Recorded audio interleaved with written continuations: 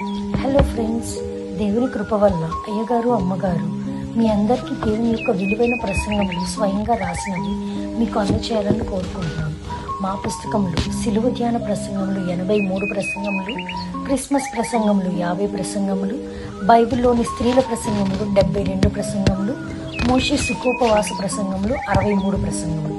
ఈ పుస్తకములు అయ్యగారు అమ్మగారు స్వయంగా రాసినవి మీ అందరికీ అందాలని కోరుకుంటున్నాము.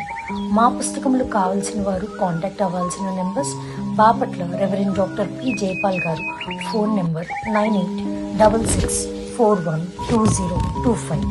Guntur doctor P Prasad Rao garu, phone number 9413685994 and 9705789407. మా పుస్తకంలో మీరు తీసుకొని చదివి ఆదరణ పొంది దేవుని మహిమపరచాలని కోరుకుంటున్నాము. Don't forget to like the video. Thank you.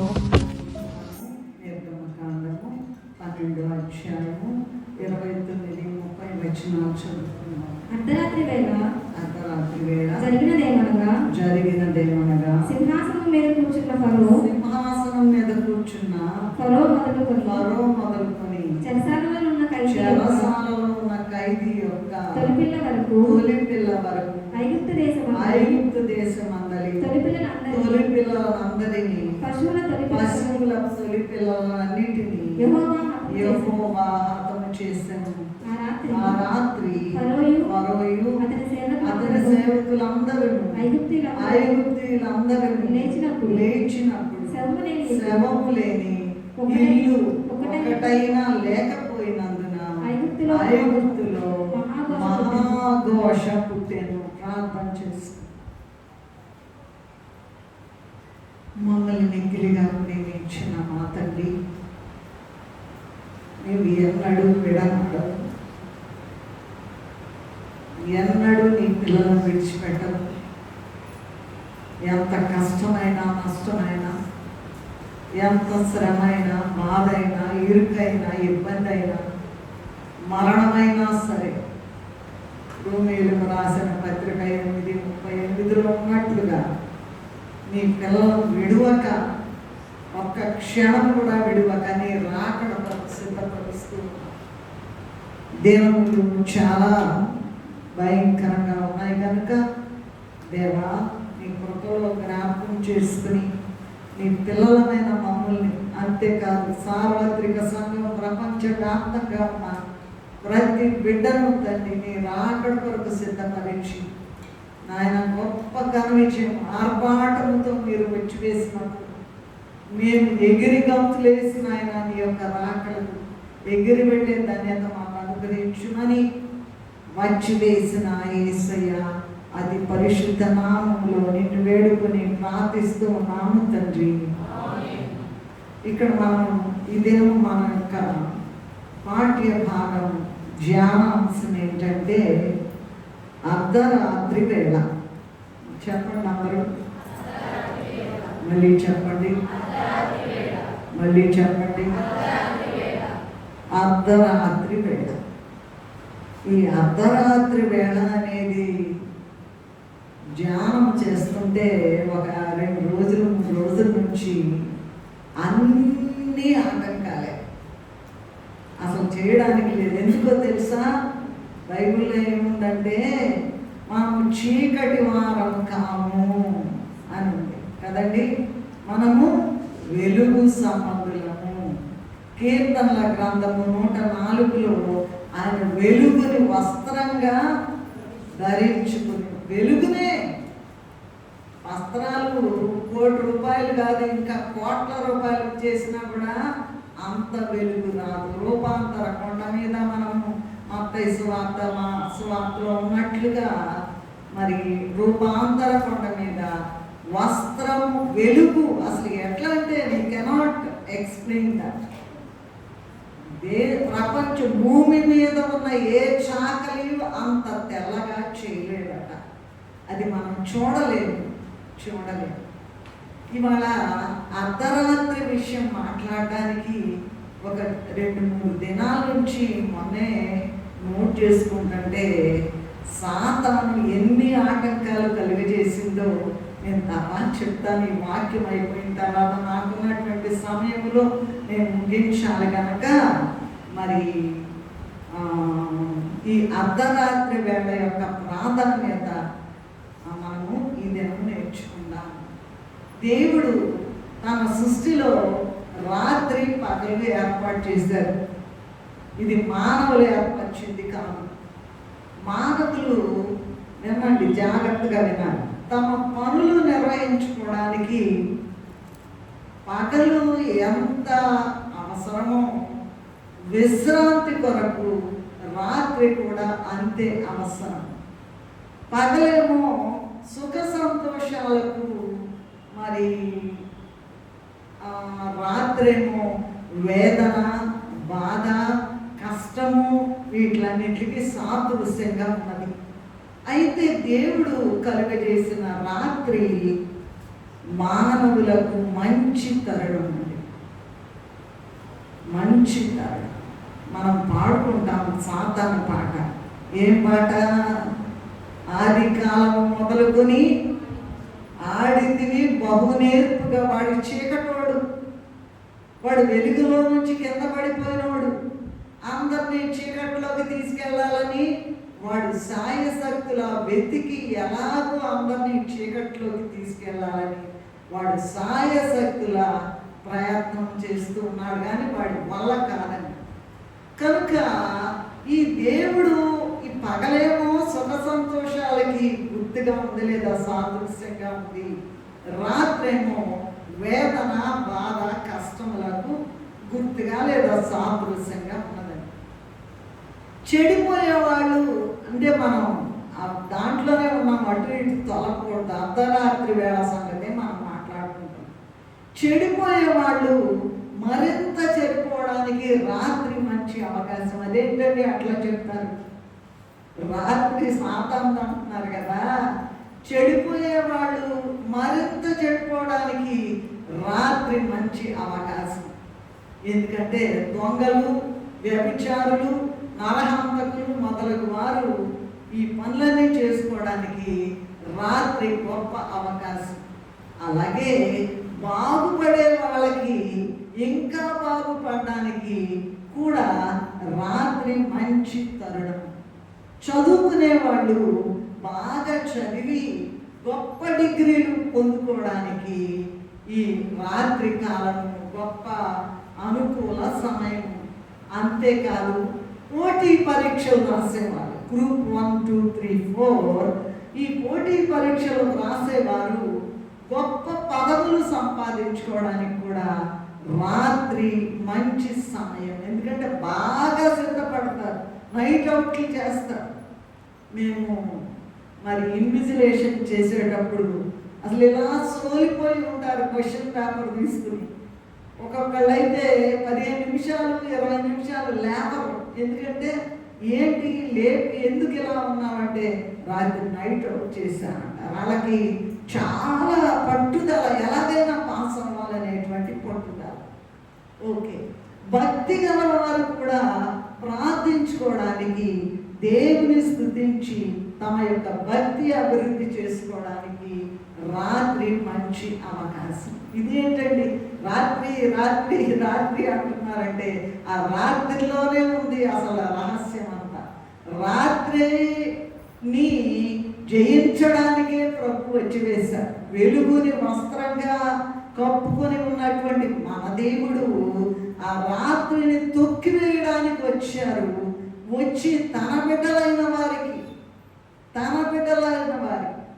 మామూలుగా ఒక పాట ఉందండి, నాకు వచ్చింది ఒక వచనం. అర్ధరాత్రి వేళ గొప్ప అర్ధరాత్రి వేళ గొప్ప సందడాయేను, అదిగో పెళ్లి కుమారుడు వచ్చినాడు చూడు. అర్ధరాత్రి వేళ గొప్ప సందడాయేను, అదిగో పెళ్లి కుమారుడు వచ్చినాడు చూడు. సిద్ధపడి ఉన్నవాడే వెలుగరుగా, ఈ ద్వారం మూసేస్తారంట. త్వరపడు త్వరపడు త్వరపడు. అర్ధరాత్రి వేళ గొప్ప సందడైపోయిందంట. ఏంటి ఈ అర్ధరాత్రికి ఉన్నటువంటి ఆ ప్రాధాన్యత విషయము, ఆ రహస్యము, ఇదేమో ఛేదించడానికి మనము ప్రభు ఆ రహస్యాన్ని, ప్రభు నా వల్ల కాదు అంటే ప్రభు అన్నారు, పద నేను నీతో వస్తాను పద అన్నారు. సరే, అది అట్లా పెట్టండి. ఈ అర్ధరాత్రి వేళ జరిగినటువంటి బైబిల్ గ్రంథములు, పరిశుద్ధ గ్రంథమైన బైబిల్లో ఉన్నటువంటి కొన్ని అర్ధరాత్రి సంఘటనలను గురించి మనము ఇదేమో ధ్యానం చేసుకుందాం. నంబర్ 1 ఏంటంటే, మనము మోషే దినాల్లో ఉన్నాము. ఆ మోషే దినాల్లో ఇది ధ్యానిస్తూ ఉంటే ప్రభు అన్నారు, నేను కూడా అర్ధరాత్రి వేళ వచ్చాను. నేను కూడా అర్ధరాత్రి, అసలు నేను ఇది చూస్తుంటే ప్రభు ఏం చెప్తున్నారంటే మనం క్రిస్మస్ కాలంలో పాడతాం. ఏం పాట అది? అర్ధరాత్రి వేళ ఉయ్యాలో అంతయు సందడే. అర్ధరాత్రి ఎందుకు రావాలి? అర్ధరాత్రిని తొక్కేయడానికి వచ్చారట. నేను ఇది చూస్తుంటే ఈ సంగతి ఐగుప్తులో తొలి పిల్లలు హతమయ్యే విషయాలు చూస్తుంటే ఆ వచనం అందిస్తుంటే అదేంటయ్యా అంటే చూసుకో, ఆ వచనం చూసుకో. అర్ధరాత్రి వేళ ఉయ్యాలో అంతయు సందడే ఉయ్యాలో, అర్ధరాత్రి వేళ ఉయ్యాలో అంతయు సంభ్రమే, మధ్యరాత్రి వేళ ఉయ్యాలో మేలైన పాటలు. చెప్పారు కదా, అర్ధరాత్రి అంటే ఇదేంటి? చీకటోడు ఆది కాలం మొదలుకొని ఆడిది బహునేర్పుగా ఎక్కడ వచ్చి దూరతాడండి వాడు, పని జరగలేడు. ప్రభు చెప్పారు, నేను కూడా అర్ధరాత్రి వచ్చాను పదా అన్న. ఇదేందయ్యా అర్ధరాత్రి సంగతి అంటే నువ్వెందుకు పదా అన్నారు. సరే, నంబర్ 1 ఏంటంటే, ఎలాగండి అర్ధరాత్రిని జయించేది ఎట్లా, అర్ధరాత్రి సిద్ధపడేది ఎట్లా అనేటువంటి ముఖ్యమైన విషయాలు ఇదేమో మనం ధ్యానం చేసుకుందాం. ఇప్పుడే కదా మనం చదువుకున్నాము. ఆ నిర్గమకాండం 12వ అధ్యాయము 29-30 వచనాలు చదువుకున్నాము. ఎందుకంటే సింహాసనం మీద కూర్చున్న ఫరో మొదలుకుని చెరసాలలో ఉన్న ఖైదీల వరకు ఐగుప్తు దేశమందలి తొలి పిల్లలు, పశువుల తొలి పిల్లలను యెహోవా హతము చేయగా శవము లేని ఇల్లు ఒక్కటైనా లేకపోవటం వలన ఐగుప్తులో మహాఘోష పుట్టెను. ఏం పుట్టిందంటండి? మహాఘోష. శవము లేని ఇల్లు ఒక్కటైనా కూడా. ఎందుకంటారు? ఎందుకు ఇలా జరిగిందంటారు? చూడండి, ఎందుకు జరిగిందంటే వాళ్ళంట తన బిడ్డలనంట ఇశ్రాయేలీలంట 430 సంవత్సరాలంట చితకొట్టి పడేసారంట. చితకొట్టడం కాదండి, మరి ఏమని ఉంటుందంటే ఇనప కొలిమిలోనంట. ఇర్మియా గ్రంథములో చదవనక్కర్లేదు, 11వ అధ్యాయం 4వ వచనములో తన పిల్లలైనటువంటి ఇశ్రాయేలీలంట ఇనుప మామూలు కొలిమే, ఏమండి మామూలు కొలిమి చూస్తూ ఉంటాం కదా, ఇనుముని కాలిస్తే ఎలా ఉంటుంది? ఎర్రగా అయిపోద్ది. అంత శ్రమ ఇనుప కొలిమిలో నుండి బయటికి తీసుకొచ్చారంట. ఎందుకంటే 430 సంవత్సరాలట ఐగుప్తీయులు దాస్యంలో ఉన్నందున దేవుడట. చూడండి, నిర్గమకాండము 6:5 చదువుతారా ఒకసారి? త్వరగా చదవాలి. ఐగుప్తు దాసత్వమునకు లోబడిన ఇశ్రాయేలీయులు మూలుగులు విని నా నిబంధనను జ్ఞాపకం చేసుకుని అది చూసారంటండి. వాళ్ళంట ఎట్లా ఉన్నారంట? మూలుగుతున్నారంట. వాళ్ళ శ్రమ చెప్పలేమన్నమాట. చెప్పలేమన్నమాట, వివరించలేమన్నమాట. ఇనుప కొలిమిలో కాలిపోతూ ఉన్నారన్నమాట. అక్కడ మోషే పొదలో కూడా అక్కడ కూడా కాలిపోయేటువంటి స్థితి కనపడిందండి. ఇదేమో అర్థం కాదు, జనానికి అర్థం కాదు. ఓహో, వీళ్ళు ఎట్లా పడుతున్నారా, ఈ బొద్దొక్కుతున్నారా, ఇటుకురాలు చేయాలంటే మీకు కర్ర ఇవ్వము, పొయ్యికాలు ఇవ్వము, ఇసుక ఇవ్వము, ఏమి ఇవ్వము, మీరు అదే అదే లెక్క ఇటుకల లేక మాకు చెప్పాలి, చెప్పకపోతే కొరడా దెబ్బలు కొడుతున్నారంట. అందుకు సూచనగా ఇశ్రాయేలీయుల యొక్క భయంకరమైన శ్రమకు సూచనగా దేవుడు ఏం చేశాడమ్మా, మంటలు పొదలు, మండుచున్న పొదలు ప్రత్యక్షమయ్యాడు. ఏమండి, ఇప్పుడు ఈ దినం వాక్యం ఏంటో తెలుసా? ఎగిరిపోయే వాళ్ళందరికీ ఇటువంటి శ్రమే వస్తుంది, పై వాళ్ళందరికీ రాదండి. పైన అటు ఇటు తిరుగుతా మేము పలానా వెళ్తున్నాము, పలానా చర్చికి వెళ్తున్నాము, పలానా అదండి ఇదండి చెత్త చెదారం తీసి అవతల పడే ఎగిరిపోయే వాళ్ళు ఎవరైతే ఉంటారో వాళ్ళకు కూడా ఇనుప కొలిమి వస్తుందట. 7:4 కూడా చూడండమ్మా, వారి మూలుగులు చేరాయని 6:5 చదువుకుంది. నేను నా చెయ్యి ఐగుప్తు మీద వేసి గొప్ప తీర్పుల చేత తన ఆ సేవలను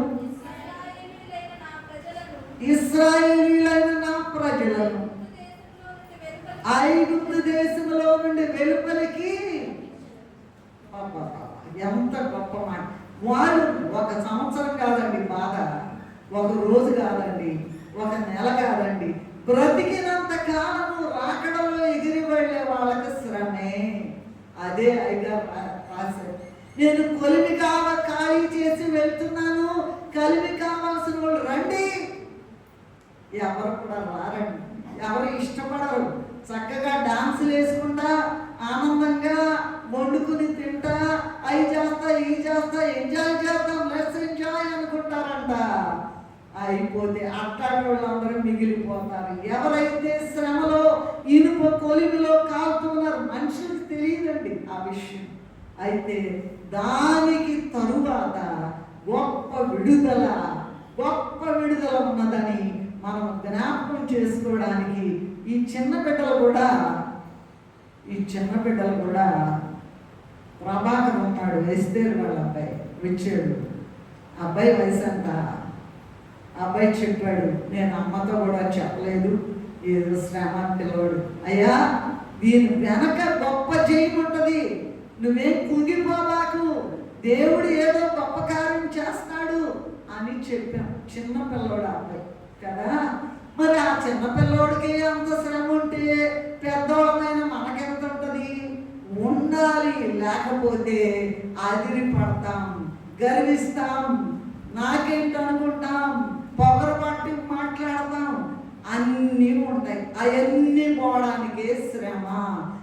వీళ్ళు ఈ ఇనప కొలిమిలో నుండి మరి అట్లా చేస్తే వీళ్ళని ఇలాగ కుందేశారంటండి, నలగొట్టి పడేశారంటండి, అగ్నిలో కాల్చినట్లుగా ఉన్నారంటండి.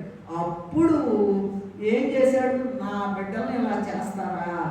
వెళ్ళమంటే అరణ్యంలో వెళ్ళి మా దేవుడికి బలి అర్పించుకుంటామంటే ఇప్పుడు వెళ్ళద్దు, అప్పుడు వెళ్ళద్దు, తర్వాత వెళ్ళండి, మరి పశువులను ఎక్కడే ఉంచాలండి. ఇట్లాంటి ఆటంకాలు. అయితే దేవుడు టైం ఇచ్చాడు, అయిపోయింది పని. ఒక్క ఇంట్లో కూడా శవము లేని ఇల్లు ఒక్కటి కూడా లేదంటండి. తన బిడ్డలను దేవుడు ఎంతగా ప్రేమిస్తాడో చూడు. అయితే వీళ్ళంతా చదువుదాం చూడండి అమ్మా, సంఖ్యాకాండము 33:3లో ఇది అంత అర్ధరాత్రి సంగతే మాట్లాడుతున్నారండి. 33:3 సంఖ్యాకాండం. 15వ నాడు రామశేషులో నుండి ప్రయాణమై పస్కా పండుగకు మరునాడు వారి మధ్యలో యెహోవా హతము చేసిన తొలిచూరులందరినీ ఐగుప్తీయులు పాతిపెట్టుచుండగా ఇశ్రాయేలీయులు ఐగుప్తులందరి కన్నుల ఎదుట జయోత్సాహంతో బయలుదేరి వచ్చి. అమ్మ చూడండి, అందరూ ఇంకా తీస్తూనే ఉన్నారు, కనపడలా. చూడండి, సంఖ్యాకాండము 33వ అధ్యాయం 3వ వచనం చూసినట్లయితే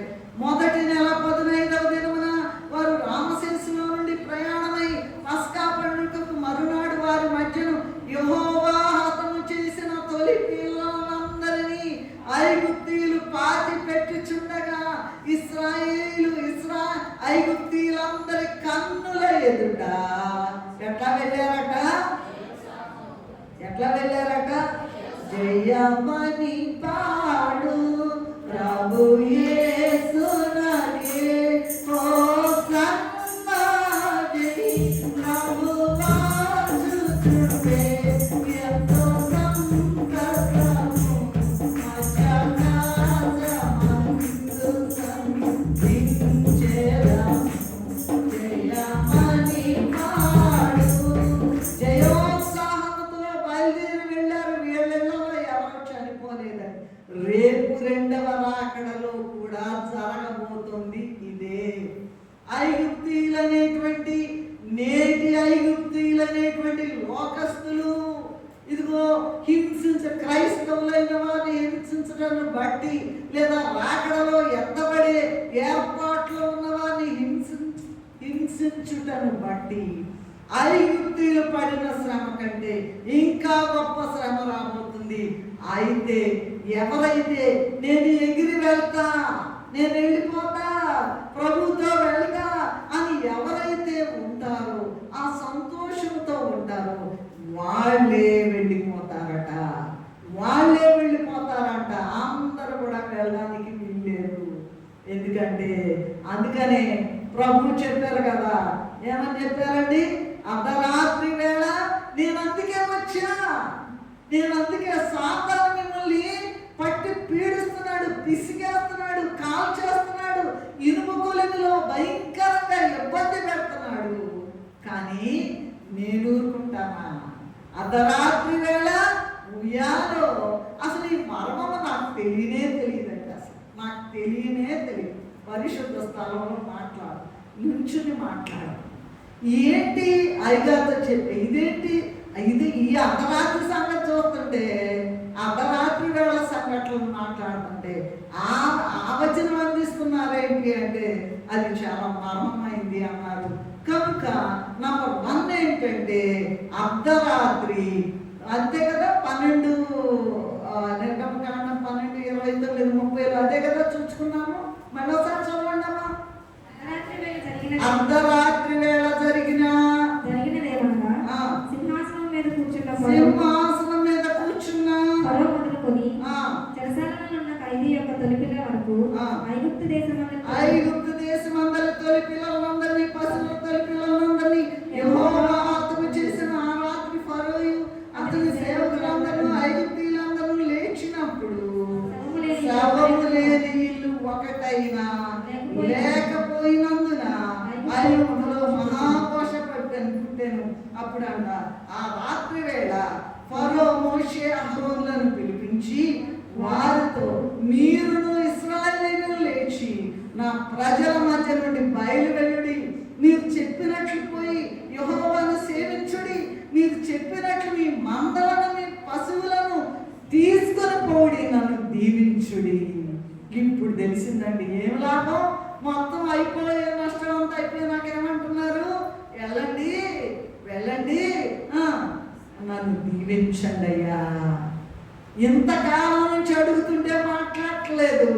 ఇదిగో ఎప్పుడైతే యెహోవా ఒక్కసారి హస్తము చాచాడంటే, ప్రియమైన దేవుని విశ్వాసుల ఏమనుకుంటారంటే, ఒకసారి వచ్చాము, కార్యం జరిగింది, వెళ్ళామని మానేస్తారండి. బాగా మన చర్చిలో చాలా మందిని చూస్తున్నాను, అద్భుతం జరిగింది అంటున్నారు, అయిపోయిందండి. ఇప్పుడు కూడా ఒక విషయం జరిగింది, నేను కూటమైనాక వాక్యమైనాక చెప్తాను. సరే, కనుక అర్ధరాత్రి వేళ జరిగిన సంఘటనలు మాత్రమే మనం చూచుకుంటున్నాం. సో ఐగుప్తీయులకి భయంకరమైన శ్రమ వచ్చేసింది. తన పిల్లలు చెప్పండి జయోత్సాహముతో, ఎవరి ఇంట్లో శ్రమము లేదండి, ఎవరి ఇంట్లో కూడా శ్రమము లేదు. ఇది ధ్యానిస్తూ ఉంటే దేవుడు ఆ మాట చెప్పాడు. ఎందుకు వచ్చాననుకున్నా? చీకటిని తొక్కేయడానికి, సాతాన్ని తొక్కేయడానికి. అర్ధరాత్రి వేళ ఉయ్యాల ప్రభు వచ్చేసారు. అంతయు సందడే, వెళ్ళిపోతున్నాం అనేటువంటి మధ్యరాత్రి వేళ గొప్ప సందడి ఆర్భాటముతోను ప్రధాన దూత శబ్దముతోను ఆ దేవుని బోరతోను ప్రభువు దిగి వచ్చును. మొదట మృతులైన వారు లేస్తారు, ఆ మీదట సజీవులమైన నిలిచిండు. రైట్, ఇది నంబర్ 1 అండి. రెండోది చూసుకుందాము, పెండ్లి కుమార్తె స్వీకరించబడుట. అన్ని రాత్రులే, అర్ధరాత్రి సంగతులే మాట్లాడుతున్నాం. పెండ్లి కుమార్తె స్వీకరించబడుట. ఇందులో రెండో పాయింట్లో 3 సైడ్ హెడ్స్ ఉన్నాయి. 3 సైడ్ హెడ్స్ ఉన్నాయి. నంబర్ 1 ఎవరంటే దేవుని గొప్ప ఏర్పాట్లో ఉన్న అన్యురాలైనటువంటి మోయాబు స్త్రీ అయిన రూతు.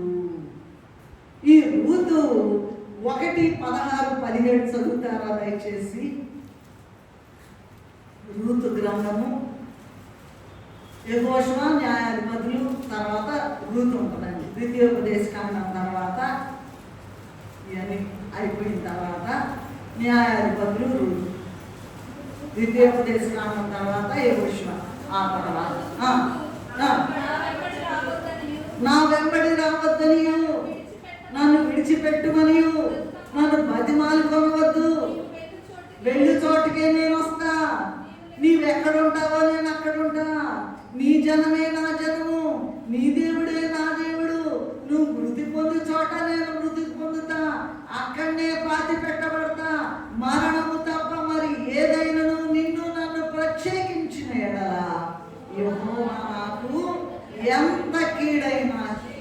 ఈ రూత్ అనేటువంటి ఆమండి నయోమి అనేటువంటి ఒక ఇశ్రాయేలీయురాలు, బెత్లెహేము వాస్తవ్యురాలు ఏం చేసిందంటే, మరి దీవెనకరమైనటువంటి స్థలం నుండి బయలుదేరి కరువు వచ్చింది, తీసుకుని తన 2 కుమారులు, తన భర్త, తన కుమారులు, కోడలను తీసుకుని అన్య దేశం వెళ్ళిందండి. అన్య దేశం వెళ్ళిన తర్వాత జరిగింది ఏంటంటే, భర్త చనిపోయాడు, పెద్ద కుమారుడు చనిపోయాడు, చిన్న కుమారుడు కూడా చనిపోయాడు అన్య దేశం వెళ్ళిన తర్వాత. అప్పుడు అంది, అమ్మా మీరు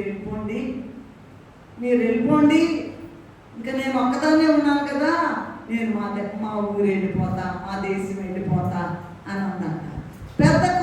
పెద్ద కోడలు ఓర్ప అత్తగారిని ముద్దు పెట్టుకుని వెళ్ళిపోయింది.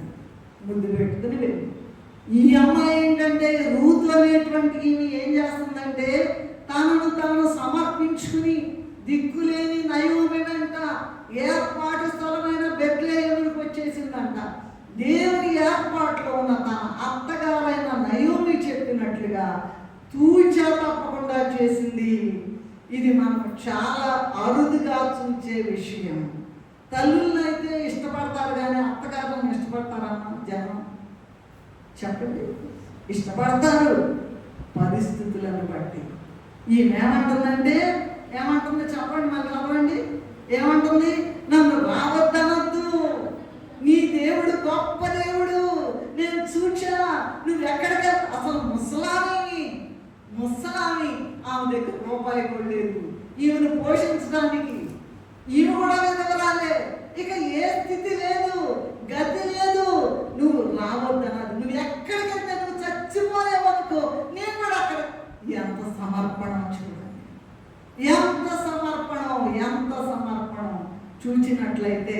ఇదిగో చూడండి, మరి రూతు గ్రంథంలోనే 3వ అధ్యాయము 8వ వచనం 8-11 చదివినట్టయితే, మధ్యరాత్రి యందు బోయజు ఉలిక్కిపడి తిరిగి చూచినప్పుడు ఒక స్త్రీ ఆయన కాళ్ళ యొద్ద చాలా ఉంది, అందుకే నేను టైం మెయింటైన్ చేసుకోవాలి కదా.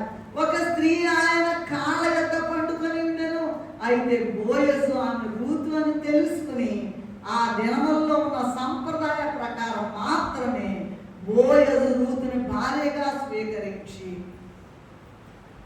గొప్ప పని చేశాడు. ఈ మాట చూడండి అమ్మా, ఒక అత్తగారు మామగారు ఇద్దరు చెప్పాను కదా, ఇదంతా నేను ఎక్స్ప్లెయిన్ చేయను. విషయం ఏంటంటే, అత్తగారేమో దేవుని నమ్ముకున్న బిడ్డ. కోడలేమో అన్యులైనటువంటి వారు, వాళ్ళకి తెలియదు ప్రభు యేసు ప్రభు అంటే. సరే, భర్త చనిపోయాడు, కుమారులు ఇద్దరు చనిపోయారు, మీరు వెళ్ళండి తల్లి అని అంటే వినలా ఫస్ట్. సరే, చెప్పంగా నేనేమి ఇవ్వలేను, నేనేమి ఇవ్వలేను. నా కడుపున పుట్టిన బిడ్డలు మళ్ళా వేసి వాళ్ళని వివాహం చేసుకునే పద్ధతి అక్కడ ఉన్నట్లయితే ఒకవేళ అలా కూడా నేనేమి సహాయం చేయలేను కనుక దయచేసి మీరు వెళ్ళిపోండి అని అడిగిందండి. అడిగితే ఓర్పా అనే పెద్ద కోడలు వెళ్ళిపోయింది. ఈ చిన్న కోడలైనటువంటి రూతు, అన్యురాలైన రూతు చచ్చిపోతే చచ్చిపోతా, ఏమైనా ఈ దేవుడిని వదిలిపెట్టినట్టు, నీ దేవుడిని వదిలిపెట్టినట్టుంది. అప్పుడేమైందో తెలుసా, ఆ ఊరికి పెద్ద ధనవంతుడు ఉన్నాడంట, ఆయన పేరు బోయజ్ అనమాట. ఈయన వీళ్ళకి ఆయన బంధువు అవుతాడనమాట. అత్తగారు చెప్పిందంట, వెళ్ళు, నేను ప్రార్థన చేస్తున్నా, నేను తప్పు చేసి అనే దేశానికి వెళ్ళా, ఇప్పుడు నా దేవుడిని నేను అడుగుతా, నువ్వు వెళ్ళు, నువ్వు స్నానం చేయి. అది ఆ మనిషి ఏం విధవరాలండి, రూత్ అనే అమ్మాయి విధవరాలు, భర్తనే వెళ్ళిపోతే మొత్తానికి ఊరు మొత్తానికి గొప్ప ధనవంతుడైన బోయజ్ దగ్గరికి వెళ్ళి ఆమె కాళ్ళ దగ్గర పడుకుందంట. బోయజు లోక సంబంధమైన తలంపులు రాని మాకండి, బోయజు అనే ధనవంతుడు ఇక్కడ క్రీస్తు ప్రభుకి సాదృశ్యంగా ఉన్నాడు. కాళ్ళ దగ్గర పడుకుందంటండి. ఆయన లేచి ఉలిక్కి పడి ఎవరు అని చూస్తే ఈమె యవనస్తులైన వారి వైపు ఎప్పుడు కూడా కళ్ళు తలెత్తి కూడా చూడలేదంట. అక్కడికి వెళ్ళి పరిగి ఏరుకు రమ్మని పంపించిందంట అత్తగారు. వెళ్ళేటప్పటికి, సరే ఈ రాత్రి తూర్పాల పట్టబోతున్నాడమ్మా, వెళ్ళు, నువ్వు అక్కడే ఉండు, అక్కడే ఆ మంచం దగ్గర ఎక్కడో చక్క పడుకోమ్మా అంటే అత్తగారు చెప్పినట్టుగా అంతా చేసింది. లోకరీతిగా కాదు, దేవుని నమ్ముకుని జీవము గల దేవుడు, గొప్ప దేవుడు, ఆశ్చర్యాలు జరిగించే దేవుడు, అద్భుతకరమైన దేవుడని ఈమె వదిలిపెట్టిందని తెలుసుకుని, అమ్మా నన్ను అనద్దు, వెళ్ళిపోవద్దు అనద్దు, నేను వచ్చేస్తా. మన మందిరంలో లెక్కలేనని అద్భుతాలు జరగగానే వస్తున్నారు. మళ్ళీ మామూలు సాక్ష్యాలు కూడా చెప్పాలండి, వెళ్ళిపోతారు. సాక్ష్యాలు కూడా చెప్పాలి. ఇప్పుడే వచ్చి హడావిడిగా నేను తర్వాత చెప్తానన్నాను కానీ ఆగట్లేదు. ఒక ఆమె వచ్చి ఎన్నో సంవత్సరాల క్రితం అంట వివేకానంద కాలనీలో ఉన్నారంట. ఉన్నారమ్మ, వాళ్ళు వెళ్ళిపోయారా? ఇప్పుడు ఉన్నారా? ఉంటే చేతులు ఎత్తాను. వచ్చి నేను అసలే హడావిడి చూసుకోలేదు, పాటలు పాడటానికి అంత జాతర చేసి సంవత్సరాలు పడబడంట, ప్రార్థన చేశారంట, కుమారుడు కలిగాడంట. మరి ప్రార్థన చేసి మీరు పంపిస్తే వెళ్తారంట అంటేను నాకు టైం లేదమ్మా, నేను ఒక్క మాట కూడా నేను మాట్లాడలేదు, దేవుడి పనిలో నాకు పరిశుద్ధ స్థానం లేదు. ఒక్కసారి అంట నేను సిలువ గుర్తేస్తే వెళ్తుందా, నాకు టైం లేదు, కావాలంటే వెళ్ళి అయ్యగారు అడగమా. అడిగితే ట్రైన్ టైం ఉంది, అయితే వెళ్ళిపోండి. అది కూడా సాధారణ పని. అమ్మాయికి దేవుడు చేసిన గొప్ప పని కోసం పిల్లలు లేదని హాస్పిటల్ తిరిగారు, చాలా హాస్పిటల్ తిరిగారు కదా, దేవుడు చేశాడు కదా. ట్రైన్ ఉంటే ఏమి పోతే ఏమి, సాక్ష్యం చెప్పొద్దా? నువ్వు నా వల్ల కాదు, నేను ఒక మాట కూడా మాట్లాడదు, నువ్వు ఆకు, ప్రార్థన చేస్తా. మేము మాత్రం ఇప్పుడు పరిశుద్ధ స్థలంలో మనం ఎట్లా పడితే అట్లా మాట్లాడడానికి వీలేదు, ఒక్క మాట కూడా వాక్యం చెప్పాలి. నేను నాకు చాలా హడావిడిగా ఉన్నాను అన్నారు.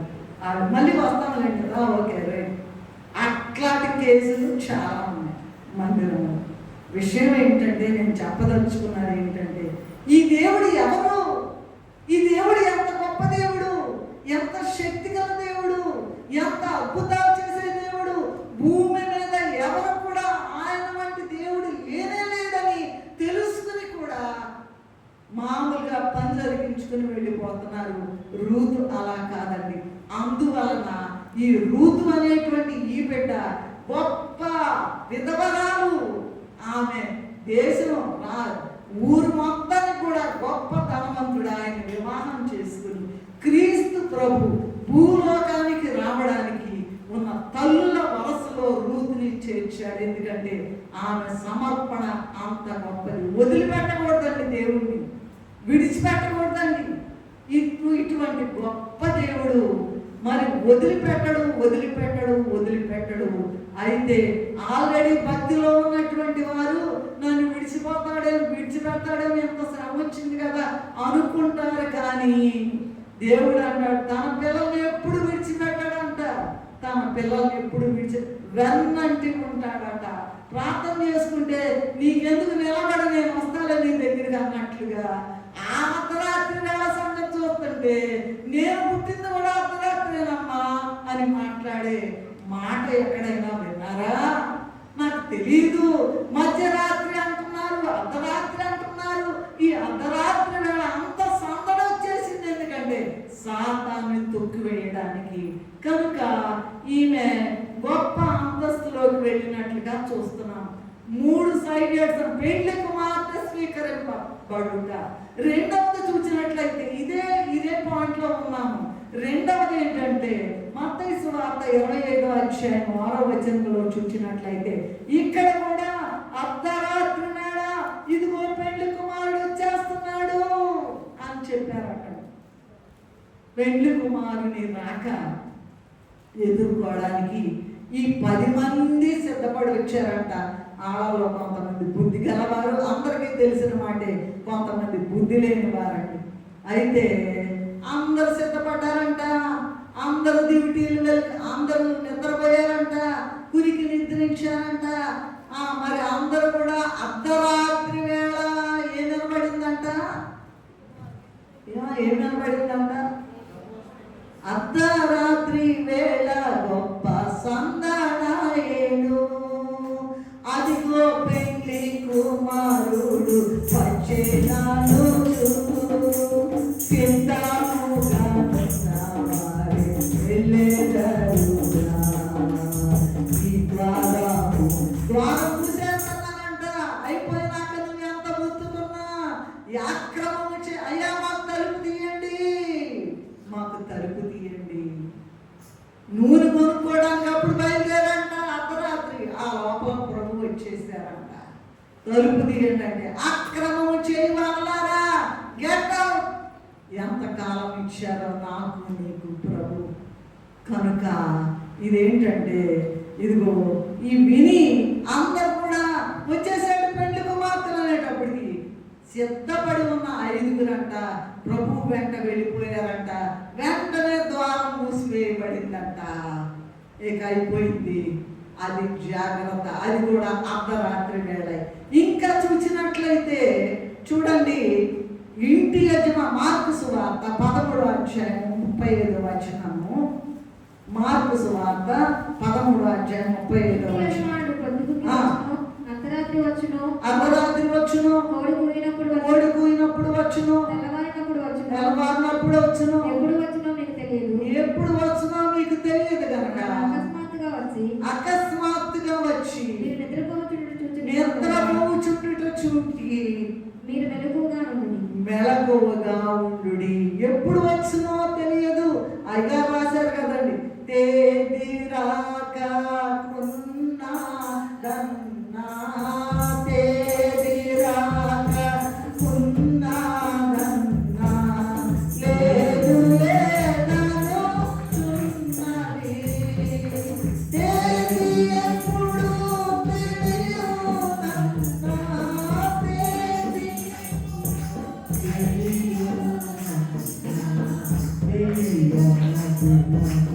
చున్నది కాదు ఇప్పుడను చున్నది. వధువు సంగము వరుని కొరకు ఎదురు చూచుచున్నది.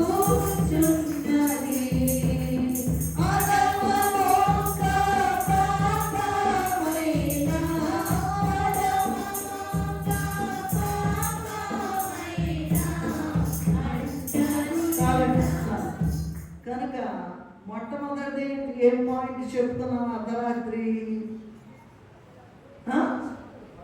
ఐగుప్తు పిల్లలు మొత్తం కూడా దేవుడు తన శత్రువులను సంహరించి పారేశారండి, నరికి పారేశారండి. అయితే తన పిల్లలు 33:3 సంఖ్యాకాండంలో జయోత్సాహముతో వాళ్ళందరూ శవములో నీళ్ళు ఒకటి కూడా లేదట, అందరూ పాతి పెట్టుకుంటుంటే వీళ్ళంట జయోత్సాహముతో తన ప్రజలు పాలు తేనెలు ప్రవహించే దేశానికి మనము కూడా వెళ్ళబోతున్నాం. మరి ఎందుకండి ఇంతసేపు చెప్తున్నారు, ఇన్నిసార్లు చెప్తున్నారు, చాలాసార్లు చెప్తున్నారు?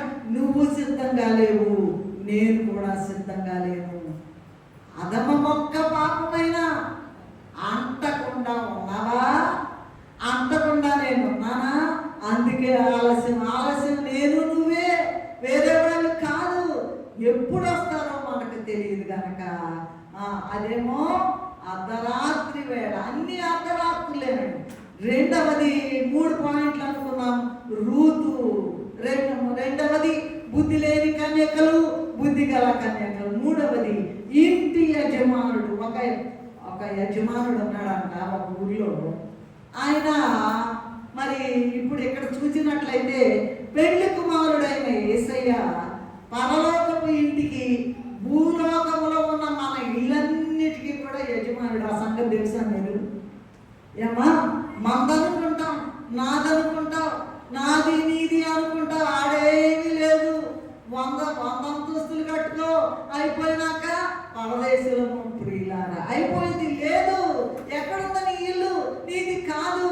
ఎలాంటి వాడవైనా, నువ్వు ఎంత గనుడవైనా, కనుమూసే కాలమొక ఎలాంటి వాడవైనా, నీవెంత గనుడవైనా, కనుమూసే కాలమొక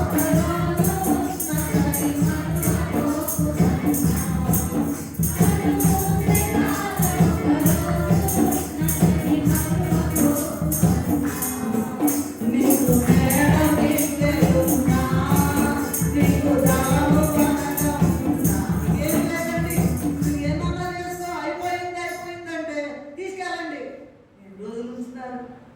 కనుక శాశ్వత నివాసము ఇచ్చేది పరలోకంలో.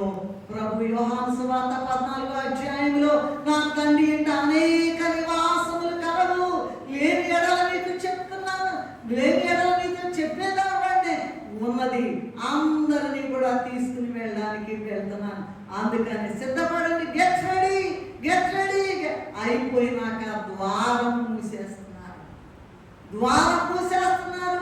అయిపోయినాక లేదు, వాక్యం కూడా దొరకని సమయం వచ్చి వేసింది. కనుక రెండవది ఏంటండి? పెళ్లి కుమార్తె స్వీకరించబడుట. ఇందులో 3 పాయింట్లు చెప్తాను. మూడవది చూసినట్లయితే దేవునితో సహవాసము చేయుట. అన్ని అర్ధరాత్రుల సంగతేనండి. ఈ 3 పాయింట్లు, ఆ మొదటి పాయింట్ అర్ధరాత్రి సంగతే. ఇప్పుడు మనం చెప్పుకునే అన్ని కూడా అర్ధరాత్రి సంగతే. ఏంటంటే ఇందులో కూడా 3 సైడ్ లైన్స్ ఉన్నాయి. ఎందులో దేవునితో సహవాసం ఎవరైతే చేస్తారో వాళ్ళే ఈ రాత్రిని వదిలిపెట్టి, రాత్రిని తొక్కి వెలిగే దేవుడిగా ఉన్నటువంటి, దేవుడే వెలుగుగా ఉన్నటువంటి అక్కడికి వెళ్ళిపోతారు. ఇవన్నీ కట్టు కథలు కాదు. పరిశుద్ధ గ్రంథములు, అగ్నితో పుటము వేయబడినటువంటి పరిశుద్ధ గ్రంథములో వ్రాయబడిన మాటలు నువ్వు ఎన్నిసార్లు వింటున్నావో ప్రతి దానికి కూడా నువ్వు జవాబు చెప్పాలి. దేవునితో సహవాసం చేయాలట. అదేంటండి? అర్ధరాత్రి సహవాసం చేస్తారా ఏంటి? గ్యారంటీగా చేస్తారు. ఇక్కడ ఏంటంటే దావీదు గారు అర్ధరాత్రి సంగతి రాశారు, పౌలు శీలలు అర్ధరాత్రి సంగతి రాశారు. అలాగే సిగ్గుమాలి మాటికి అడిగినటువంటి మాటికి అడిగిన స్నేహితుని సంగతి రాశారు. సరే, దావీదు సంగతి ఏంటంటే ఆయన ఏమంటున్నారంటే కీర్తనల గ్రంథము 119వ అధ్యాయము 62వ వచనము చూసినట్లయితే, న్యాయమైన నీ విధులను బట్టి నీ కృతజ్ఞతాస్తుతులు చెల్లించుటకు అర్ధరాత్రి వేళ మేలుకు. ఎంతమంది మేలుకుంటున్నారండి బాబు? ఏమ్మా ఎట్లా లేస్తారండి? అసలు అర్ధరాత్రి లేదు, అసలు మనం నిద్ర పట్టదు కదా. అర్ధరాత్రి వేళ ఆయన రాజుగారండి, దేశాన్ని పరిపాలిస్తున్నాడు, రాజ్యాన్ని. ఆయనకి టైం ఎక్కడుంది? అర్ధరాత్రి వేళ మేల్కొని వాడను అని ఉన్నది. అలాగే కీర్తన 63:4లో నా మంచము మీద నిన్ను జ్ఞాపకము చేసుకుని రాత్రి జాముల యందు నిన్ను ధ్యానించున్నప్పుడు, జ్ఞాపకం చేసుకుని రాత్రి జాముల యందు ధ్యానించున్నప్పుడు ఏంటంట? క్రొవ్వు మీద దొరికినట్లుగా నా ప్రాణం. ఏదో పొద్దున పూట 10 గంటలకో 12 గంటలకు 2ంటికో కాదండి. మరంట అర్ధరాత్రి వేళ కాచుకో ఉంటాడు అంటే ఎప్పుడు స్థుతి చెల్లిద్దామా? అందుకే దేవుడు మాటలు కాదండి, ఎవరు చేసిన దానికి జీతం పట్టుకుని వస్తాడండి. ఎప్పుడో దావీదు గారికి పుట్టక ముందే జీతం ఇచ్చేసాడు. ఏం జీతము? గొప్ప జీతం. అర్ధరాత్రి వేళ అసలు పడుకోకుండా ప్రార్థన చేస్తుంటాడంట. నిద్రలేదు అది ప్రార్థన చేయరాదు. మోకాళ్ళని ప్రార్థన చేస్తే సాతాను వెళ్ళిపోతుంది కదా. దేవుడు పరలోక పరిస్థితులు వచ్చేస్తారు నీ సహవాసానికి. ఇంకా వాళ్ళు నిన్ను గొప్పగా సిద్ధపరుస్తారు రాకడ కొరకు వెళ్ళడానికి. అయితే ఈయనంట మరి ప్రాణమంట క్రొవ్వు మీద దొరికినట్లుగా నీవు నా పట్ల చేసినటువంటి న్యాయ విధులు అన్నిటినీ తెలుసుకుని నీకు కృతజ్ఞతాస్తుతులు చెల్లించడానికి ఎప్పుడు లేస్తున్నాడు అంటండి. చూడండి, పుస్తకంలో చూడండి, బైబిల్లో చూడండి. దావీదుకున్న ఇంటి అనుభవము మనకు కూడా ఉంటే మనము కూడా అర్ధరాత్రి మేల్కొని దేవునికి కృతజ్ఞత చెల్లించవలసిన వారమై ఉన్నాం, లేదా చెల్లించగలము. రెండవది చూసినట్లయితే పౌలు శీలల విషయం. అపోస్తల కార్య గ్రంథము 16:25 అన్నీ తెలిసినే కానీ అన్నీ తెలిసి పప్పులో కాలేస్తున్నామండి. మనం సిద్ధపాటు లేదు, ఏమి లేదు. ఎన్ని సంవత్సరాలైనా మనం చూసుకోవడమే, మన వేషం చూసుకోవడమే, మన భాష చూసుకోవడమే, మన వస్త్రాలు చూసుకోవడమే, మన బంగారం చూసుకోవడమే, మన ఇల్లు చూసుకోవడమే, మన కార్లు విమానాలు చూసుకోవడమే. అదే అయిపోయింది. సిద్ధపాటు ఎక్కడ? ఈ పౌలు శీలలు అనేటువంటి వారట, వాళ్ళు కూడా మధ్యరాత్రి వేళ సంగతి ప్రార్థనలు చేశారంట. వీళ్ళు మరి ఆ వాక్యం చెప్తూ ఉన్నారు. పౌలు శీలలు అనేటువంటి వారు వాళ్ళంట ఒక పుతూను అనేటువంటి దయ్యం పట్టినామి. ఆ ద్వారా చాలా గొప్ప లాభం అవుతుందంట. ఆ ఊరు వాళ్ళకి చాలా గొప్ప లాభం అవుతుందేను. వీళ్ళంట ఆ దయ్యాన్ని మాట్లాడకుండా దెబ్బకి వెళ్ళిపోయిందంట దెయ్యం. అయితే ఆ ఊరోళ్ళందరంట అరే మనకు వచ్చే లాభం అంతా పోయింది, వీళ్ళని చంపేద్దాం అనుకున్నారంట. ఎవరిని? పౌలు శీలలు దేవుని సువార్త ప్రకటిస్తూ ఉన్నారు. వాళ్ళంట చాలా దెబ్బలు కొట్టారంట. 16:25 చూసినట్లయితే మధ్యరాత్రి వేళ దేవుని ప్రార్థిస్తూ కీర్తనలు పాడుతున్నారంట. రక్తం కారుతుందంట, వాళ్ళని కొట్టారంట, రక్తం కారుతుంది. అయినా కూడా అట్లాగే కంటిన్యూ చేస్తున్నారంట. కంటిన్యూ చేస్తుంటే అప్పుడు అకస్మాత్తుగా పెద్ద భూకంపం, మహాభూకంపం వచ్చేసిందంట. చెరసాల పునాదులు అదిరినాయంట, తలుపులన్నీ తెరుచుకున్నాయంట, అందరి బంధకాలు ఊడిన. ఏంటండి ఈ మాట? అమ్మ పాటలు పాడుతున్నారంట, ప్రార్థన చేస్తున్నారంట. కొడితే కొట్టారులే ప్రభువా, నిన్ను కొట్లా, నిన్ను కొరడాలతో కొట్లా, నీకు మేకులు కొట్లా, ముళ్ళ కిరీటం పెట్టలా, నిన్ను ఈడ్చుకుపోవాలా, మమ్మల్ని కూడా ఈడ్చుకొచ్చారు అని. అయా నీకు స్తోత్రమయ్యా. ఎట్లా పట్ల క్రైస్తవులమై ఉండి దేవుని కొరకు జీవిస్తూ ఉన్నాము మనము అంటే, ఆయన కొరకు ప్రయాసపడితే, ఒక చిన్న పని చేసావంటే ప్రభు చేసిన పనికి తాను బాకీ పడడు అని ఉన్నది. ఎంత గొప్ప సాక్ష్యమో ఇక్కడ చూడండి. అందరూ ఖైదీలను కొట్టి భయంకరంగా రక్తాలు కారేటట్టుగా ఏముందండి? For no reason. అదిగో ఆ దెయ్యం పట్టింది ఉంటేను దాన్నంట ఏం చేశారంట వీళ్ళు, అబ్బో వీళ్ళు గొప్ప సేవకులయ్యా, జీవము గల దేవుని సేవకులు వస్తున్నారో అని దెయ్యం అరిసిందంట. అప్పుడు ఏ దెయ్యమా, ముందు ఈ అమ్మాయిని వదిలిపెట్టి వెళ్ళిపోమన్నారు. అంత అధికారం అయ్యేటప్పటికి అది వెళ్ళిపోయిందంట.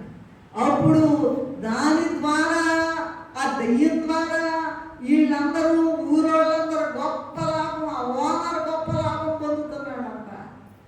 అయ్యో వచ్చింది మొత్తం పోయిందే అని వీళ్ళని కొట్టి ఖైదీలో పెట్టి వాళ్ళని భయంకరంగా హింసించి ఈడ్చుకుని పోయేటప్పుడు కల్లా వాళ్ళంతా ప్రభువానికి స్తోత్రమయ్యా, నీ పని కొరకు అయ్యా, నీ పని కొరకు నాయన మేము ఇలా ఖైదీలో ఉన్నాం నాయన, నీ కొరకే ఉన్నాం ప్రభువా మమ్మల్ని. వాళ్ళు పాటలు పాడతా, ప్రార్థనలు చేస్తూ ఉంటే, స్తుతి చేస్తూ ఉంటే గొప్ప భూకంపం వచ్చేసిందంట. మొత్తం కూడా తలుపులు తెరుచుకున్నాయంట, చెరసాల పునాదులు అదిరినాయంట, అందరి బంధకాలు ఊడిపోయినాయంట. ఏంటి ఎవరొచ్చి తీశారు? ఎవరా? దేవుని మాట. అధికారిని నీవే,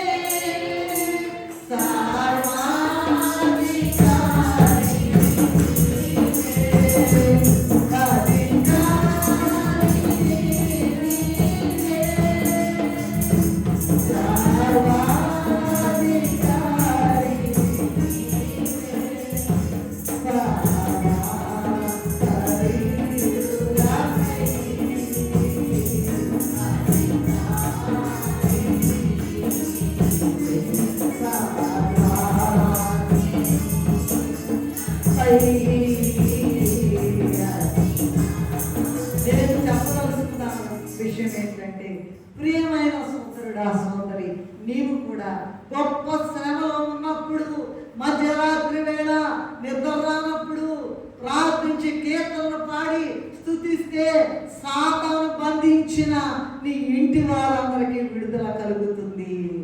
ఎక్కడైనా సరే దేవునికి మహిమ కలుగును గాక.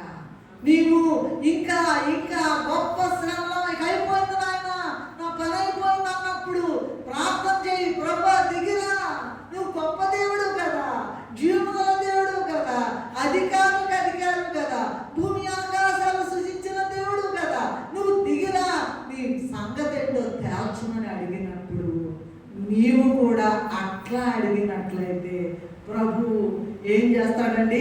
నీ ఇంట్లో ఎంతమందికి దెయ్యం పట్టి గుడికి రారు, అద్భుతాలు చేసి కూడా అక్కడే కూర్చొని ఉంటారు, కోపడతారండి, లెక్క గమలేదు, అయిపోయిందిగా, వచ్చాం, పని అయింది, వెళ్ళిపోయాం. అట్లా కాదండి. దేవుడు వ్యాపారస్తుడు కాదు, దేవుడు వ్యాపారస్తుడు కాదు. నీ అంతరంగాన్ని చూస్తాడు. నీ పై వేషము చూడడు, నరుడి వేషము చూడడు, అంతరంగము చూస్తాడు. దాన్ని బట్టే నీకు ప్రార్థన చేయండి. ఇప్పుడు చెప్పాక ఒక ఉదాహరణ, ఎక్కడ దూరం నుంచి వచ్చారంట, ఎప్పుడో కొన్ని సంవత్సరాల క్రితం అంట ప్రార్థన చేశామంట, కొడుకు పుట్టాడంట, తీసుకొని ఇక్కడ సాక్ష్యం చెప్పడానికి వచ్చిందంట. ఏంటమ్మా ఆగండి, కూర్చోండి, దేవుడు ఎంత తల్లికి చెప్పాను, ఇక్కడ వివేకానంద కాలనీలో ఉంటా, ఆ తల్లికి నేను చెప్పాను, అమ్మా పిల్లలు లేడని తిరిగారు, హాస్పిటల్లో ఇచ్చాడు కదా, ఒక గంట పోతే పానికి దేవుడు చేసిన కార్యము సాక్ష్యం చెప్పి కానుక, మా కానుకలొద్దు ఏమొద్దు, ముందు ఆగి చెప్పి వెళ్ళు అని చెప్తే ట్రైన్ వెళ్ళిపోతున్నాం. ఎలాంటట్లయితే వెళ్ళండి, మళ్ళీ వస్తాను, ఎప్పుడో రెండమ్మ మాకు ఆ మాట మాట్లాడండి. అది కూడా సాధారణ పనే, ఎందుకంటే నేను ఈ అర్ధరాత్రి వేళ చెప్పాలి కదా. ఇప్పుడు అందుకని సాతాను నన్ను నిన్ను ఏమీ చేయలేదు కనుక ఈ విషయం ఏంటండి? దేవునితో సహవాసము చేయుట. అర్ధరాత్రి వేళ దావీదు మహారాజు, రెండవది పౌలు శీలలు అనేటువంటి వాడు, మూడవది సిగ్గుమాలి మాటి మాటికి అడిగిన స్నేహితుని విషయం. లూకాసు వార్త 11వ అధ్యాయం 5వ వచనం నుండి 13వ వచనం వరకు ఉన్నది. ఒక వ్యక్తి అంట తన స్నేహితుల దగ్గరికి వెళ్ళి ఒక మాట అడిగాడంట, అయ్యా నా స్నేహితుడు మంచి బోసం ఫ్రెండ్, ఆయన మంచి బోసం ఫ్రెండ్, నాకు నమ్మదగిన స్నేహితుడు, స్నేహితుడు కనుక ఆయన వచ్చాడయ్యా, నాకు పెట్టడానికి ఏమీ లేదు, 3 రొట్టెలు బదిలీమన్నాడంట. లూకాసు వార్త 11:5-11 వరకు. అతడు ఆయన ఏమన్నాడంట, అయ్యా నేను ఇవ్వలేనయ్యా, నా పిల్లలు చిన్నపిల్లలు నాతో పండుకొని ఉన్నారయ్యా, నేను ఇవ్వలేనయ్యా. అయినా కూడా అతడు వెళ్ళకుండా అక్కడే వారిద్దరి మధ్య ఉన్న స్నేహాన్ని బట్టి ఇచ్చే వరకు అక్కడే అడుగుతూనే ఉన్నాడంట. అట్లాగే మనము కూడా మన అవసరతల కొరకు అర్ధరాత్రి వేళ దేవుని అడిగి పొందాలి. అర్ధరాత్రి వేళ ప్రార్థనకి చాలా చాలా చాలా అయ్యగారు చెప్తూ ఉంటారు. ప్రార్థన చేసుకున్నామని అనుకుంటారంట. అర్ధరాత్రి వేళ ప్రార్థన చేస్తానే ఉన్నారు, పడుకునే ఉన్నారు. అంటే కంటిన్యూస్గా ప్రార్థన చేస్తానే ఉంటే ప్రభు సన్నిధి వెలుగు అక్కడ ఉంటుంది. కనుక గొప్ప శ్రమలో ఉన్నప్పుడు అర్ధరాత్రి వేళ లేచి ప్రార్థన చేయాలి. అది 3వ పాయింట్. 4వది ఏంటంటే సంసోను బంధకముల నుండి అర్ధరాత్రి విడిపించబడుట. న్యాయాధిపతుల గ్రంథము 11:3 నుండి చూసినట్లయితే దేవుని ప్రజలైన ఇశ్రాయేలీయులు పాపము చేసినప్పుడు దేవుడట వారిని అన్యుల చేతికి అప్పగించేస్తారట. అన్యుల చేతికి అప్పగిస్తే ఇక శ్రమ వచ్చేసింది. తాళలేక దేవునికి మొరపెడితే దేవుడట వాళ్ళని న్యాయాధిపతులనే వాళ్ళని పంపించి విడుదల చేసేవారట. న్యాయాధిపతులు 13:1 ఏముందంటే, మరలా వారు పాపము చేయగా వారు మరలా దోషులు కాగా యెహోవా 40 సంవత్సరాలు ఐగుప్తీయుల చేతికి అప్పగిస్తే వాళ్ళు మళ్ళీ మొరపెట్టినప్పుడంట దేవుడంట మహాబలం కలిగిన సంసోనుని పుట్టించాడట. ఈ ఫిలిష్తీయులంట అతన్నంట ఎట్లయినా బంధించి చంపాలని, ఈ సంసోను గారిని చంపాలనుకుంటే, అయ్యా ఒక్కసారి నన్ను జ్ఞాపకం చేసుకోయ్యా ఏమన్నాడంట, అతని కళ్ళు కూడా పీకేశారు, అతని కళ్ళు కూడా తీసేశారు. అయ్యా ఎంత దుర్మార్గతలో ఉన్నానయ్యా, నీకు దూరంగా ఉన్నానయ్యా, నన్ను క్షమించి ఒక్కసారి ఈ అన్యులైనటువంటి వారిని, ఫిలిష్తీయులైనటువంటి వారిని మట్టు పెట్టడానికి నాకు సహాయం చేయమని అర్ధరాత్రి వేళ మధ్యరాత్రిలో ప్రార్థన చేస్తా ఉన్నాడంట. సడన్గానంట అతనికి మహాభావించి ఆ పట్టణం మొత్తపు తలుపులు ద్వారబంధాలు మొత్తాన్ని పీక్కుని వెళ్ళిపోయాడంట. చంపాలనుకుంటే సంసోనికి ఇచ్చినట్టు చూడండి, వాళ్ళు అసలు మొత్తానికి కూడా ఆ దాగోను గుడిని తుక్కు రాకొట్టారంట. మొత్తం మీద ఎంతమంది ఉన్నారో అన్యుల దేవతలు. ఈ బిడ్డ ఇది ఒక్కసారి జ్ఞాపకం చేసుకోమని అర్ధరాత్రి ప్రార్థన చేస్తే అక్కడ ఉందండి. మధ్యరాత్రి ప్రార్థన చేసినప్పుడు మహాబలం ఇచ్చేసాడంట దేవుడు. మరి ఆ తలుపులంట, పట్టణపు తలుపులు, ద్వారబంధములు అన్నిటినీ కూడా పెరికి వేసేసాడంట. ఎంత గొప్ప దేవుడు! అదిగో సాతాను కూడా నీకు రాత్రి కూడా నిద్ర లేకుండా చేసి, నీకేమంతలే బ్రెయిన్ పని చేయదు, గుండె పని చేయదు, చంపాలనుకుంటే దేవుడు సంసోనికి ఇచ్చిన మహాబలం నీకు ఇస్తాడు. ఎందుకంటే అయ్యగారు ఏమి రాశారంటే 72వ పాటలో, తీయండి త్వరగా నేను ముగించేస్తాను. 72వ పాటలో సంసోను బలము నీకిచ్చెదా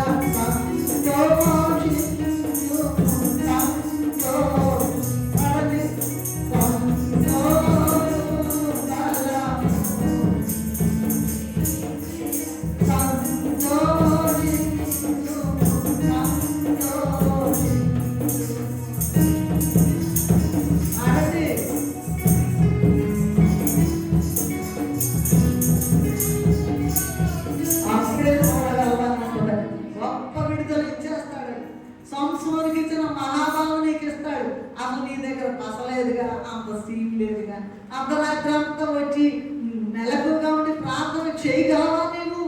మరి లేకుండా నువ్వు రాకుండా ఎలా ఎదురు వెళ్తావు? సంసోనికి ఇచ్చిన బలం అది చదవండి అక్కడ కొద్దిగా ముఖ్యమండి, లేకపోతే చదవండి. సంసోను బలం చెప్పమ్మా. బలము నీకు ఇచ్చేదా, సంతోషించుము సంతోషించు,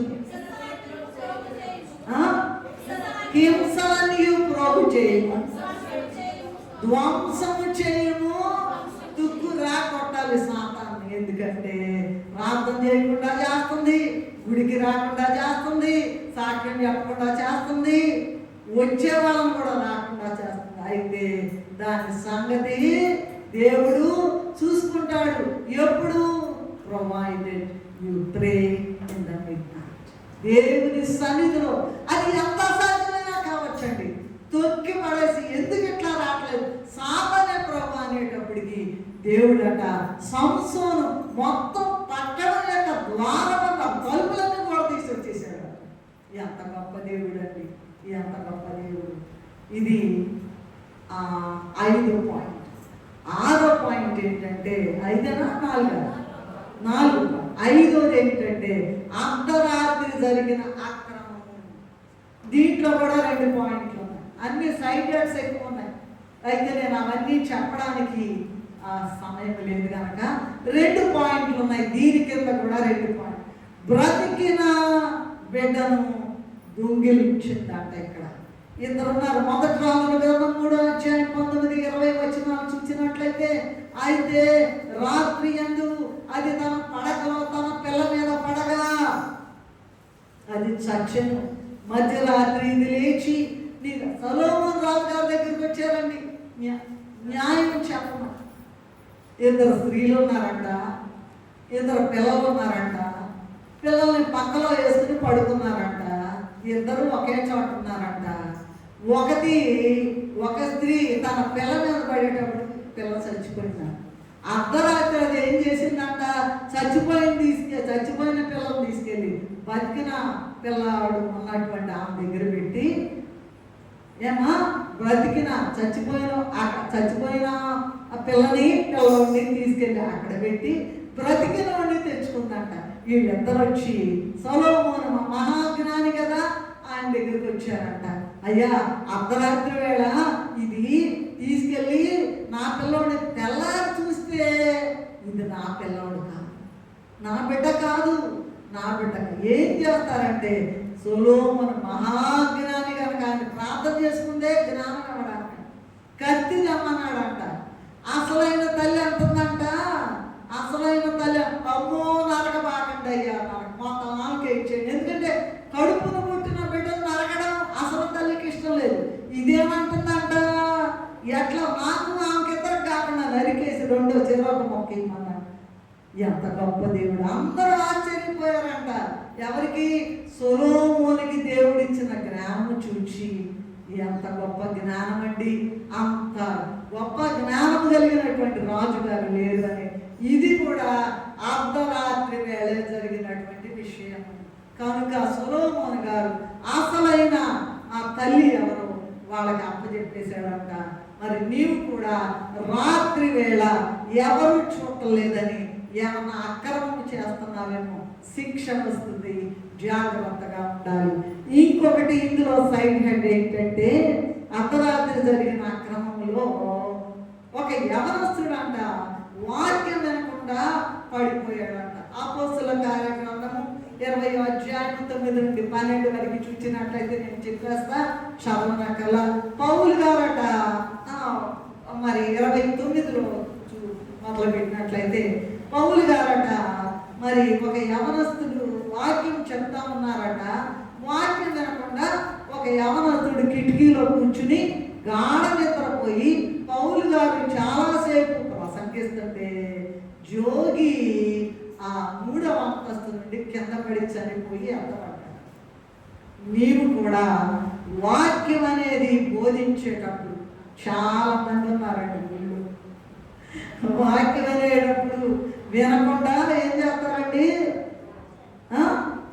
నిద్రపోతారు. ప్రకటన గ్రంథం 3వ అధ్యాయం 1వ వచనంలో ఉంది, జీవించుతున్నామన్న పేరు మాత్రం నీకున్నది కానీ నీవు వృద్ధుడవే, జాగ్రత్త. ఏదో వచ్చాము, వింటున్నాము, కూర్చున్నాము అనుకుంటున్నావేమో. నీ యొక్క శరీర సంబంధమైన బలహీనతలు చూసుకుని నేను వెళ్ళలేనమ్మా ఎట్లాగండి? ఇప్పుడు నొప్పి ఉంటే ఉంది, ఇబ్బంది ఉంటే ఉంది, కళ్ళు తిరిగితే తిరిగి వచ్చి సన్నిధిలో పడిపో, దేవుడు నీకు బలం ఇస్తాడు. ఎలకాడ కూర్చోకూడదండి.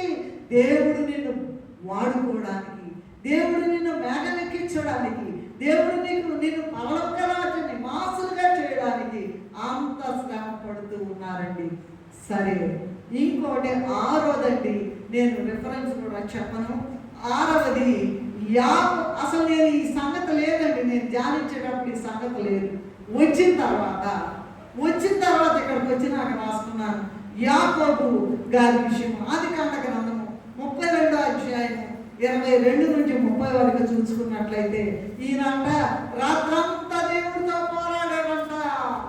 ఏంటయ్యా, ఈయన అన్నయ్యను మోసం చేసి వచ్చాడు. రాత్రంతా దేవుడితో పోరాడాడంట, అదిరిపోయాడంట దేవుడు. ఏంటయ్యా, తెల్లారిపోతుంది, నన్ను వదిలిపెట్టు. అమ్మా, నేను నిన్ను వదిలిపెట్టను, నిన్ను నేను విడువను దేవా, నీవు నన్ను దీవించు వరకు.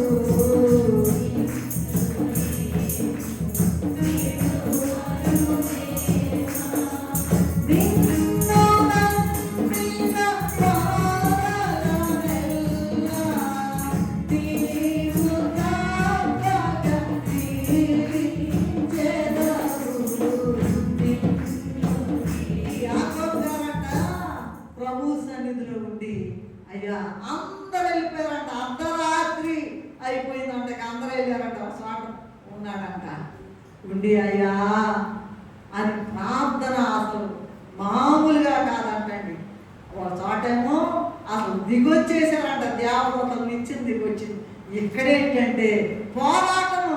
నాకు ఇది ఎందుకు జరగట్లా, నాకెందుకు సమాధానం లేదు, నా అన్నం చంపేస్తాడేమో, నేను అటు వెళ్ళలేను, వెనక్కి వెళ్ళలేను, ఇటు వెళ్తేనేమో ఇవి ఏమంటారు పాయిజనస్, అవి సింహాలు ఇవన్నీ కూడా చంపేస్తాయేమో అనుకున్నాడు.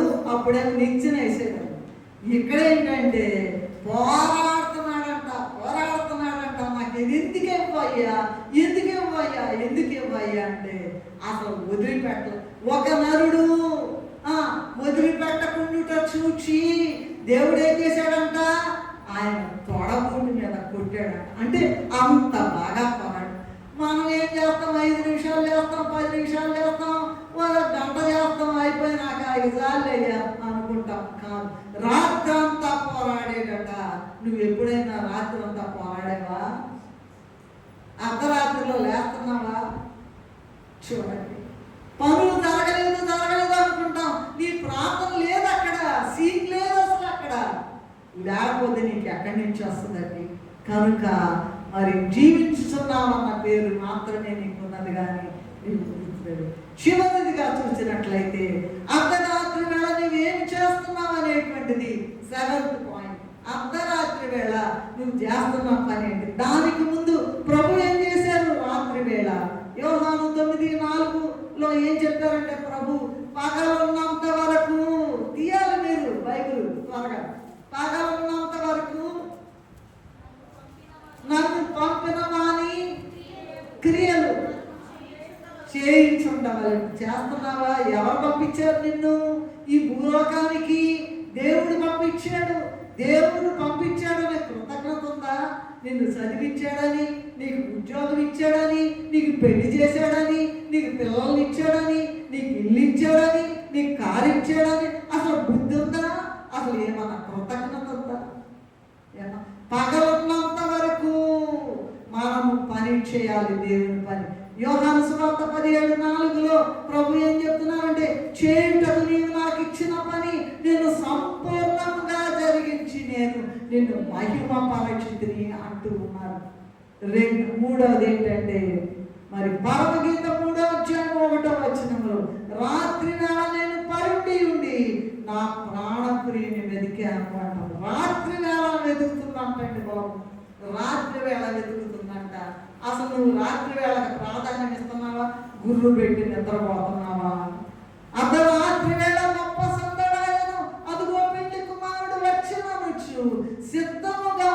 ద్వారాలకు వెళ్ళేదరగా ఆ ద్వారము మూయబడు, సిద్ధపడుమా అని చెప్తూ ఉన్నారు. అలాగే 1 దశలోని 5:18 రాత్రి వేళ దొంగ ఎలా వచ్చునో మీకు బాగుగా తెలియదు కనుక మరి చెప్పినాడు దొంగ, నేను దొంగ వలె వచ్చుచున్నాను అని చెప్తూ ఉన్నారు. అలాగే 1 దశలోని 5:6-5-7 వరకు చూసినట్లయితే మీరందరూ వెలుగు సంబంధులే కానీ మనం రాత్రి వారం కాము అంటూ ఉన్నారు. రోమీయులకు రాసిన పత్రిక 13:12 ఏముందంటే రాత్రి చాలా గడిచిపోయింది, పగలు సమీపంగా ఉంది.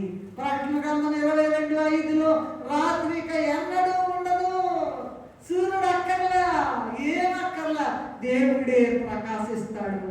లూకా సువార్త 6:12 యేసయ్య భూమి మీద ఉన్నప్పుడు దేవుని ప్రార్థించడందు రాత్రంతా he spent the whole night. ఏం మాట్లాడతామండి, రాత్రంతా కూడా ప్రార్థన చేశారంట. చూసుకోండి మీరు కావాలంటే, రాత్రి ప్రార్థించడందు ఆయన రాత్రి దేవుని ప్రార్థించడందు రాత్రి గడిపారు. 1 పేతురు 2:21 మనం ప్రభు మాదిరిగా అలా ప్రార్థన చేయగలమా? వయసు ఒకటి అడ్డం వస్తుంది, పిల్లలు ఒకళ్ళు అడ్డం వస్తారు, బంధువులు అడ్డం వస్తారు, పరిస్థితులు అడ్డం వస్తాయి, అవమానాలు అడ్డం వస్తాయి. అన్నీ కూడా వదిలేసి ఎవరు వస్తారంటే యోవేలు గ్రంథంలో ఒక మాట ఉంది చూడండి. 1:13 నా దేవుని పరిచారకులారా గోనె పట్ట వేసుకుని రాత్రి అంతయు గడుపుడి. నిద్రమాటమే, నిద్రలేదు. ఇప్పుడు అందరూ కూడా ఈ నిద్ర రావట్లేదండి అది అందరూ అన్ని వీడియోలు విడుదల చేస్తున్నారు. ఏమండి, నిద్ర రాకపోతే ప్రార్థన చేయి. దేవుడే నిద్ర లేకుండా చేస్తున్నాడేమో, నువ్వు ప్రార్థన చేయాలని. మరి ఇక్కడ యోవేలు 1:10 నా దేవుని పరిచారకురాలా గోనె పట్ట వేసుకుని రాత్రి అంత గడపండి అని చెప్తున్నారు. మరి నువ్వేం చేస్తావు? మధ్యరాత్రి వేళ పెళ్లి కుమారుని స్వయముగా ఆయన స్వరము విని ఆయన కలుసుకోవడానికి సిద్ధంగా ఉన్నావా?